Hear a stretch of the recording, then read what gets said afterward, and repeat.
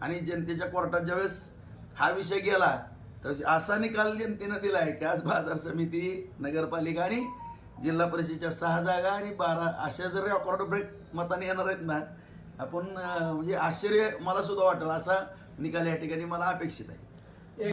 निश्चितपणाने या ठिकाणी संपूर्ण बार्शी तालुक्यातील जनतेने ही निवडणूकच जनतेच्या ताब्यामध्ये होती आणि संपूर्ण माझ्या या ग्रामीण भागातील बंधू भगिनींनी या जिल्हा परिषद आणि पंचायत समितीच्या निवडणुकीमध्ये एक भरभरून असे आशीर्वाद आम्हाला या ठिकाणी भारतीय जनता पार्टी, RPI आणि समविचारी पक्षाला या ठिकाणी दिले आहेत. आदरणीय देशाचे पंतप्रधान नरेंद्र मोदी साहेब, आदरणीय देवेंद्र फडणवीस साहेब, जयभाऊ व सगळे आमचे मंत्रिमंडळातील सहकारी व या सर्वांच्या कामावरती आणि जे या अगोदर आदरणीय देवेंद्र फडणवीस साहेबांच्या माध्यमातून आम्ही या ठिकाणी बार्शी तालुक्यामध्ये काम करू शकलो आणि या कामाची पोचपावती या ठिकाणी निश्चितपणाला आम्हाला या ठिकाणी जिल्हा परिषद पंचायत समितीच्या माध्यमातून मिळताना दिसते.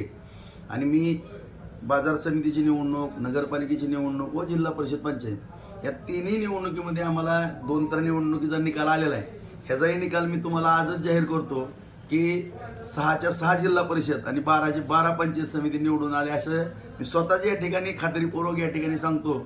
कारण मी आयुष्यभर राजकारण करत असताना मला निश्चितपणानं निकाल लगेच समजून येतात आणि हाही निकाल अनपेक्षित लागणार आहे आणि ह्याच्यामध्ये जिल्ह्यामध्ये आणि राज्यामध्ये रेकॉर्ड झालेलं या निकालाचं दिसल अशा पद्धतीचा या ठिकाणी निकाल लागेल. कारण आपल्यालाही माहिती आहे की विधानसभेच्या निवडणुकीमध्ये मी चांगलं काम केलेलं होतं आदरणीय फडणवीस साहेबांच्या मार्गदर्शनाखाली, परंतु दुर्दैवानं मला फक्त वेळ थोडा जनतेमध्ये फिरण्याकरता कमी मिळाला होता. कारण एवढा निधी बार्शी तालुक्याला मिळत होता की मी जर थोडं इकडं बार्शीमध्ये फिरत राहिलो असतो तर मुंबईचे हेलपाटे कमी झाले असते आणि तालुक्याचं फार मोठं नुकसान झालं असतं, हजारो कोटीचं नुकसान झालं असतं. त्यामुळं मी कधी नाही हा निधी आपल्या तालुक्याला येतोय, अर्थकारण वाढतं या दृष्टिकोनातून मी मुंबईला जास्त थोडं थांबावं लागलं मला. आणि माझ्या पश्चात या ठिकाणी माझ्याबद्दल अफवा उठवणं, निगेटिव्ह पसरवणं अशा गोष्टी विधानसभेमध्ये झाल्या. आणि नंतर ज्यावेळेस 15 महिने झालं सगळी बार्शीतील परिस्थिती सर्व माझ्या जनतेने पाहिली, शहरवासियांनी, ग्रामीण भागातील जनतेने, सर्वांनी, तर सगळ्यांच्या लक्षात आलं की राजूभाऊची कुठलीही चूक नव्हती.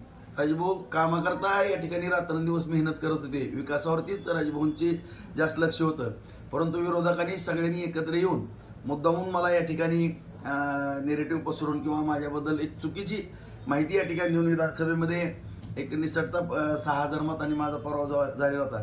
परंतु ह्या गोष्टी जेव्हा जनतेच्या पूर्ण सगळं काही गोष्टी आता शेवटी खरं ते खरं, खोटं ते खोटं सगळ्यांच्या समोर येतं आणि जनतेच्या कोर्टात ज्यावेळेस हा विषय गेला तर असा निकाल जनतेनं दिलाय की आज बाजार समिती, नगरपालिका आणि जिल्हा परिषदेच्या 6 जागा आणि 12 अशा जर रेकॉर्ड ब्रेक मताने येणार आहेत ना, आपण म्हणजे आश्चर्य मला सुद्धा वाटेल असा निकाल या ठिकाणी मला अपेक्षित आहे.